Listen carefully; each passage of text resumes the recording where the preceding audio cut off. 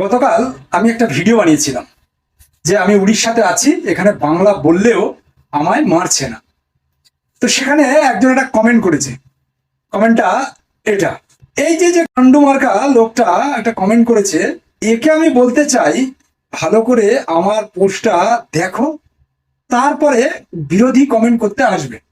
ঠিক আছে, আমি যুক্তিটাকে পছন্দ করি, কিন্তু ভুলভাল যুক্তি দিয়ে কমেন্ট করলে বা ভুলভাল কথা মিথ্যা কথা প্রচার করলে, যেমন তোমাদের আওয়াজ ভাইপোটা করে, তো ওরকম ভুলভাল কথা বলে তো লাভ নেই।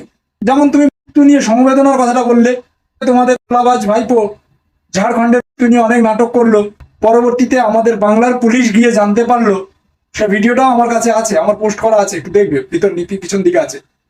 জানতে পেরেছে ওর সাথে যারা কাজ করতো তাদের মুখ থেকেই যে ওটা এখানকার লোকেরা কেউ কিছু করেনি, ও নিজে আত্মহত্যা করেছে।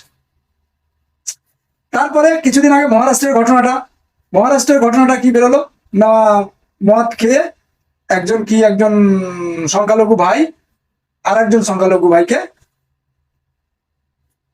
এই ধরনের কাজ করেছে।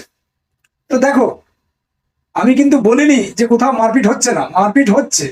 যেমন তুমি কর্ম করবে সেই রকম তোমার ব্যবস্থা হবে। তো যাই হোক, কমেন্ট করার আগে ভালো করে পোস্টটা শুনবে, আমার কথাগুলো, যদি বিরোধী কমেন্ট করতে হয়। ভুলভাল কমেন্ট করতে এসো না আমার কাছে, বুঝলে। আমি এখনো বলছি, বাংলা বললেই মারছে, এই কথাটা মিথ্যা কথা, বুঝলে। দোষ করছে তবেই মার খাচ্ছে।